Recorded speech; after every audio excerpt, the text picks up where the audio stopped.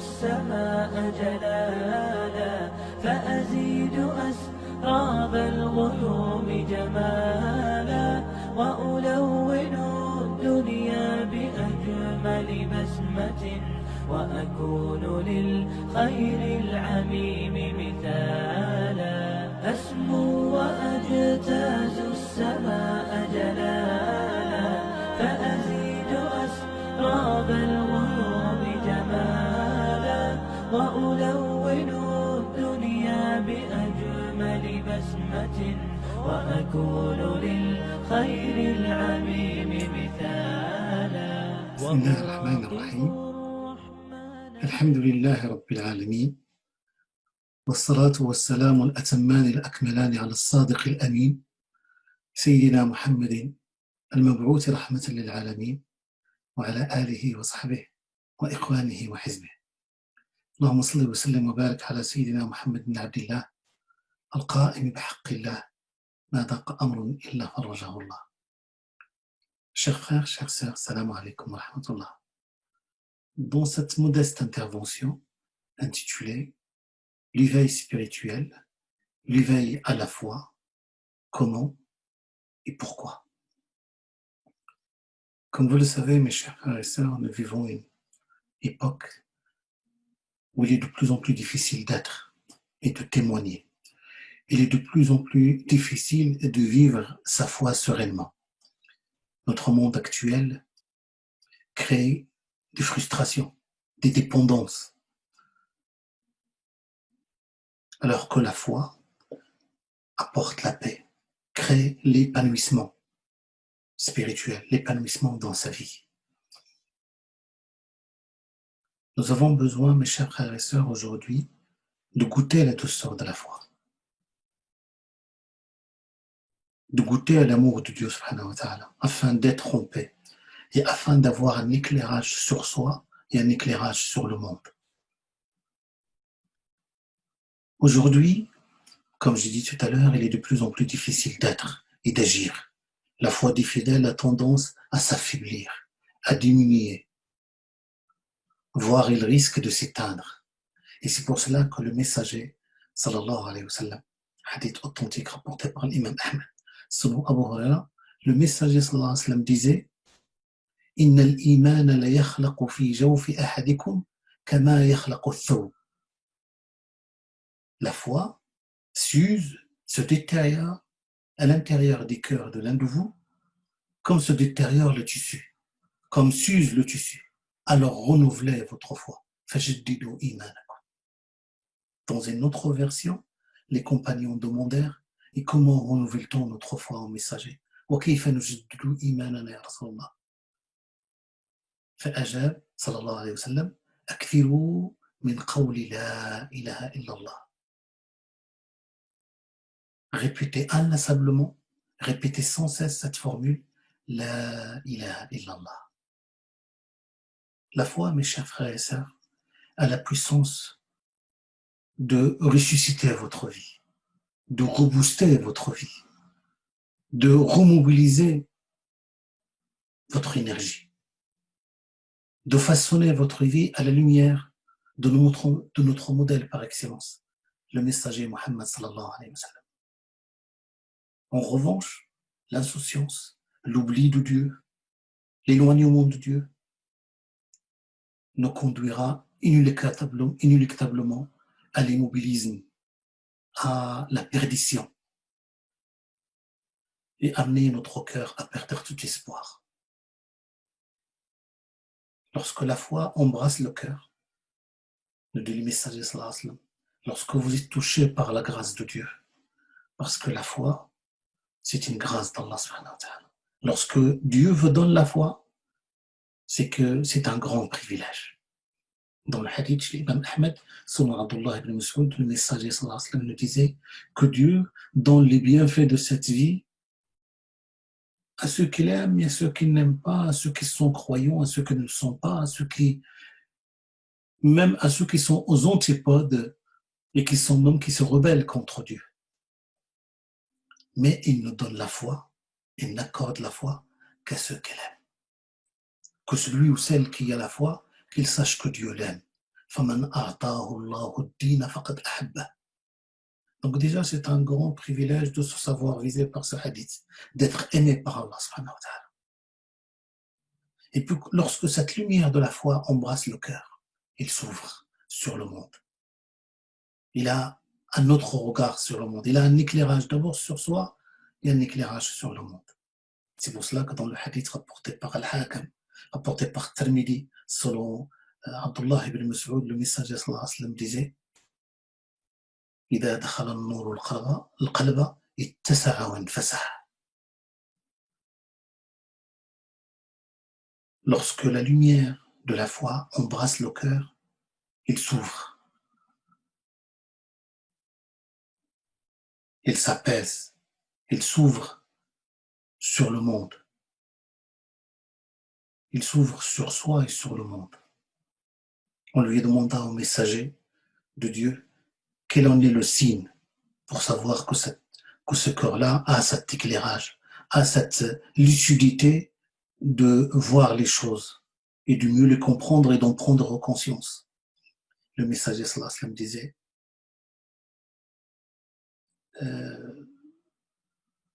prendre conscience de la valeur de cette vie d'ici-bas et ne plus courir uniquement derrière le profit, derrière le matérialisme illusoire et dévastateur. Semer le bien dans cette vie pour récolter le succès dans la vie future. Et puis, en dernier lieu, il a dit, et se préparer au rendez-vous inéluctable avec Allah subhanahu wa ta'ala.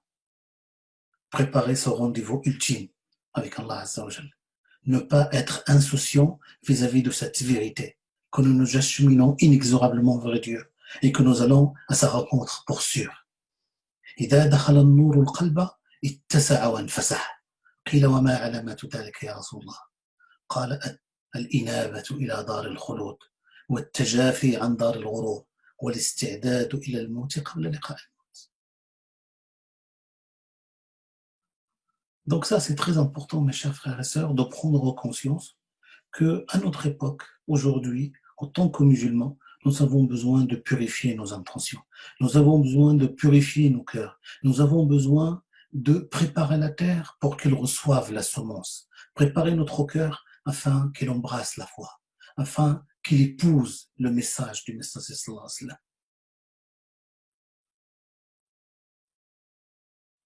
Comment? Ça, c'est très important. Comment aujourd'hui vivre sa foi sereinement, vivre sa foi sans complexe ni crispation, et puis la fortifier, l'approfondir, la consolider, afin de goûter à l'amour de Dieu, afin de vivre en proximité d'Allah subhanahu wa ta'ala. Parce que lorsque vous êtes dans cette proximité-là, ben vous êtes en paix. Lorsque vous êtes proche d'Allah subhanahu wa ta'ala, Allah azza wa jalla met la baraka dans votre vie, dans votre action, dans votre subsistance, dans vos biens, autour de vous, dans votre famille. C'est très important de prendre conscience de cette valeur-là. D'ailleurs, Allah subhanahu wa ta'ala, dans le Coran, Dieu, lorsqu'il nous interpelle, lorsqu'il nous appelle à faire ou à ne pas faire, il s'adresse à ceux qui portent la foi. Ya ayyuhalladhina amanu, ou vous qui avez cru, ou vous qui portez la foi, ou vous qui avez la foi. Donc déjà, pour comprendre le message coranique, s'élever à ce niveau pour le comprendre et pour l'exécuter avec ferveur et pour le vivre intensément, nous avons besoin de la foi. C'est pour cela que le compagnon Abdullah ibn Omar disait, nous avons eu la foi avant d'avoir le Coran. C'est-à-dire avant même de lire le Coran, avant même de s'approprier la parole de Dieu, il y a eu déjà la foi. Et c'est-à-dire qu'ils étaient dans une attente de la révélation. Et une attente pour non seulement cette révélation, la prendre par cœur, la comprendre dans ses moindres détails, mais surtout pour la vivre, la porter, l'appliquer et la transmettre. Et vous avez eu le Coran avant d'avoir la foi. فأنتم تنظرونه نظر الدقل. Ça veut dire que vous êtes dans une relation à la carte avec le Coran. On fait un choix de ce qui nous intéresse, ce qui nous arrange, ce qui nous convient en quelque sorte. Alors que le message, il faut l'épouser dans sa globalité. La foi, mes chers frères et sœurs, comme j'ai dit tout à l'heure, il a cette capacité-là. Nous avons besoin de l'éveiller. Nous avons besoin de cet éveil spirituel afin justement d'être en paix, de vivre en paix et de propager la paix et de le divulguer, de la partager, de le semer.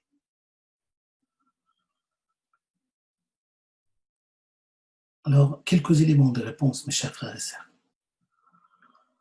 Être musulman, c'est vivre une foi, c'est vivre une pratique, c'est vivre une spiritualité. Une foi sincère, enracinée dans le cœur et qui est confirmée par les actes, qui est confirmée par les comportements, qui est confirmée par l'effort dans la pratique. L'humain, comme vous le savez, mes chers frères, il a tendance à oublier Dieu. Il a tendance à s'oublier, à se laisser aller. Et la spiritualité, c'est le moyen qui nous permet justement de garder sa foi vivante, de consolider, d'approfondir et de renforcer notre foi. La foi dans le Coran, il relève certes, relève d'une conviction profonde, mais il doit se concrétiser, s'accompagner nécessairement d'un engagement, d'un effort sur soi, d'un effort dans la pratique. Le Coran nous dit, à chaque fois nous interpelle, « Alladina amanu wa amilu salihat » ceux qui portent une foi et qui font œuvre bonne. À chaque fois que la foi est citée dans le Coran, juste après, il rappelait l'obligation d'agir. Alors, quelques éléments de réponse. Le compagnon Abu Darda, le compagnon Abu Darda disait إن من فقه العبد أن يتعاهد إيمانه باستمرار أيزيد إيمانه أم ينقص. Le fidèle avisé, le fidèle conscient de ses responsabilités, examine sa foi souvent pour savoir si sa foi elle est en progression ou bien en régression. Pour savoir les moyens, pour connaître les moyens qui font progresser cette foi et les moyens qui portent atteinte à cette foi. Donc ça, c'est déjà la première exigence. C'est de savoir comment vivre sa foi, comment la fortifier, comment la pratiquer et la vivre. Je dirais, mes chers frères et sœurs, en premier lieu, c'est que le foyer de la foi, c'est le cœur, et qu'il faut accorder une attention particulière à son cœur. Le cœur occupe une place très importante en islam. Le regard de Dieu, il est focalisé, il est porté essentiellement sur le cœur. Est-il sincère? A-t-il plusieurs facettes? Quelle intention l'anime? Quelle sincérité l'anime? Et c'est pour cela que nous avons dans le hadith authentique rapporté par Muslim, le prophète sallallahu alayhi wa sallam disait Inna Allah la yanduru ila suwarikum wa la ila assamikum walakin yanduru ila qulubikum. Dieu ne regarde ni vos corps, ni votre paraître, mais il accorde une attention particulière à votre cœur. Il dit que son cœur, il a plaisé, réformer sa conduite et réaliser sa mutation éthique. Tel est le sens d'une spiritualité rayonnante. La foi exige des fidèles de purifier son intention, d'examiner sa conscience, de revoir sa sincérité et de déployer inlassablement les efforts afin de mieux être et de mieux servir Dieu ainsi que les êtres humains. Dieu est pur et n'accepte que ce qui est pur. Inna Allah tayyibun wa la yaqbalu illa tayyiban. Ça, c'est la première des choses. Deuxième chose, mes chers frères et sœurs, c'est qu'il faut savoir s'entourer de compétences, et surtout de compétences morales, de compétences spirituelles. Et souvent, la compétence morale fait défaut chez nous plus que la compétence technique. حديث صحيح لدى الترمذي وأبو داود عن أبي هريرة يقول رسول الله صلى الله عليه وسلم المرء على دين خليله فلينظر أحدكم من يخالل. Hadith rapporté par Tirmidhi, Abu Daoud, selon Abu Hurairah, le messager sallallahu alayhi wa sallam disait: chacun a la même intensité de foi que son ami le plus intime. Choisissez donc vos amis avec soin. Être bien entouré, être dans une bonne compagnie. La prière, la récitation du Coran, l'apprentissage du savoir, comme toutes les autres disciplines de souvenance de Dieu, sont plus efficientes s'ils s'accomplissent en groupe. On devient courageux en compagnie des braves. La dynamique du groupe a une vertu particulière sur l'individu et son comportement. Ibn Ata'Allah al-Sakandari, dans ses sentences, le Hikam, disait: La tashab man la yunhiduka haluhu wa la yadulluka ala Allahi maqaluhu. Ne prends pas pour compagnon celui dont l'état spirituel ne te stimule pas et dont les paroles ne te montrent pas la voie de Dieu. Je vais vous donner un exemple concret de cela, mes chers frères et sœurs. L'imam Ahmed rapporte ce hadith selon Anas ibn Malik radiyallahu anhu. Il disait: كان الصحابي الجليل عبد الله بن رواحة إذا لقي الرجل من صحابة رسول الله صلى الله عليه وسلم أخذ بيده وقال: اجلس بنا نؤمن ساعة أو تعال بنا نؤمن ساعة. Le compagnon Abdullah ibn Rawaha radiyallahu anhu arda disait chaque fois qu'il rencontrait un autre compagnon: viens que nous nous exercions à goûter la douceur de la faim. Viens que nous pratiquions, que nous vivions un moment de spiritualité et de foi. Un jour, il fait cette invitation à une personne. Cette personne s'est fâchée, est partie se plaindre auprès des messagers sallallahu alayhi wa sallam. Lui dit: ô messager de Dieu, ne vois-tu pas cet Ibn Rawaha qui nous invite à des assises de la foi d'un moment? Et le messager sallallahu alayhi wa sallam de lui répondre: Yarhamullahu ibn Rawaha, innahu yuhibbu al-majalis allati tatabaha biha al-malaika. Que Dieu fasse miséricorde à Ibn Rawaha, elle aime les assises où les gens font compétition pour y assister. Allahu Akbar, subhanallah. La simple récitation du Coran, la simple discussion entre nous de sa signification, la simple assise pour parler de Dieu et parler des messagers sallallahu alayhi wa sallam appelle sur nous un flot d'amour et de paix intérieure. Donc ça, c'est un autre point qui est important. Savoir s'entourer, cultiver de bonnes relations avec les pieux, côtoyer les meilleurs moralement et spirituellement, c'est un pas dans la bonne direction pour justement éveiller sa foi, pour s'éveiller spirituellement. Deuxième point, mes chers frères et sœurs, l'effort dans la pratique. On n'a rien sans rien. On ne peut fortifier sa foi, on ne peut la consolider et la renforcer sans effort.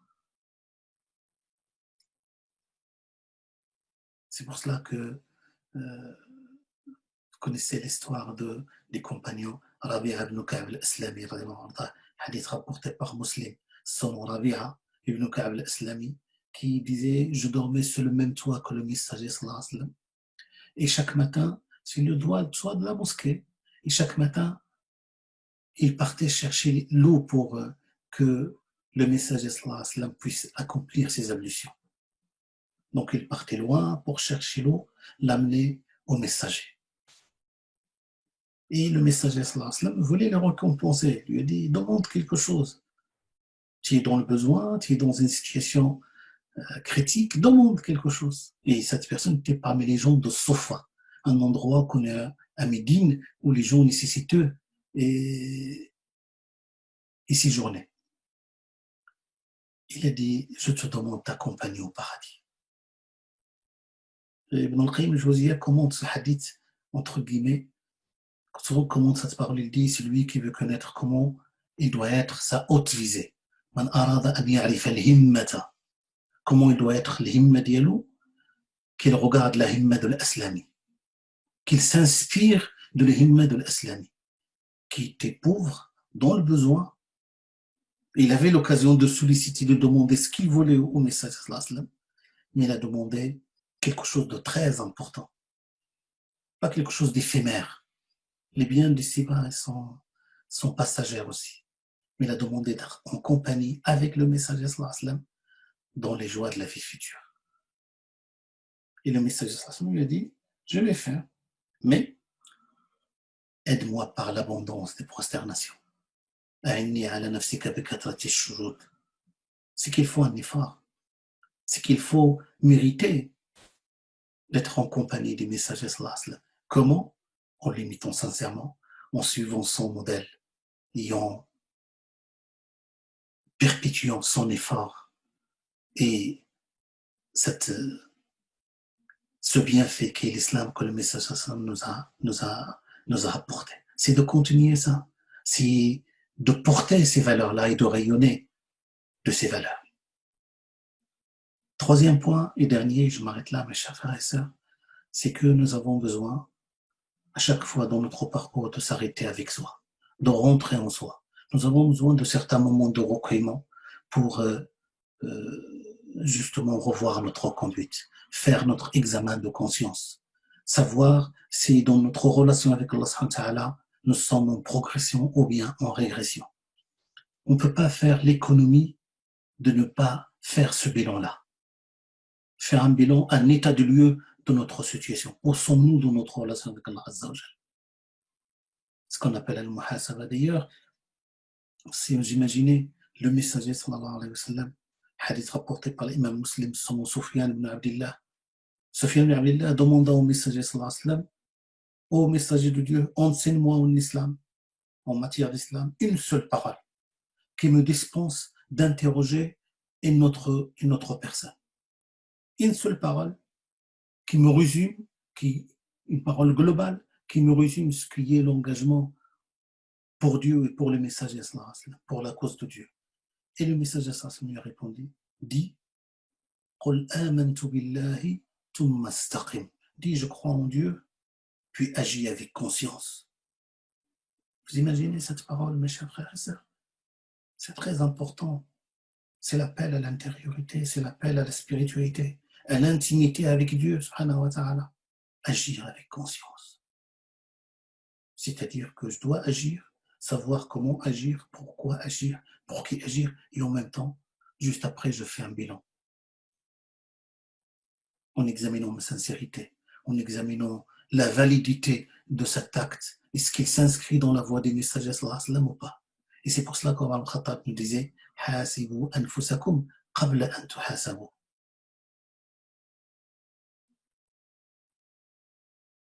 Jugez-vous avant d'être jugé. Épousez vos œuvres avant qu'elles soient pesées. Qu'Allah subhanahu wa ta'ala nous permette d'y arriver, qu'Allah azza wa jalla nous permette de goûter la douceur de la foi, de vivre notre foi comme il se doit, qu'Allah subhanahu wa ta'ala renouvelle la foi dans nos cœurs, qu'Allah azza wa jalla remplit nos cœurs de foi, à l'image des compagnons Ammar ibn Yasir, au sujet de qui le messager sallallahu alayhi wa sallam disait Ammar mali'un imanan hatta mishashi. Ammar est plein de foi, il est rempli de foi jusqu'à sa moelle, jusqu'à la moelle osseuse. Qu'Allah subhanahu wa ta'ala nous permette de vivre notre foi comme il se doit. Wassalamu alaikum wa rahmatullah. سبحانك اللهم وبحمدك أشهد أن لا إله إلا أنت أستغفرك وأتوب إليك سبحان ربك رب العزة عما يصفون وسلام على المرسلين والحمد لله رب العالمين.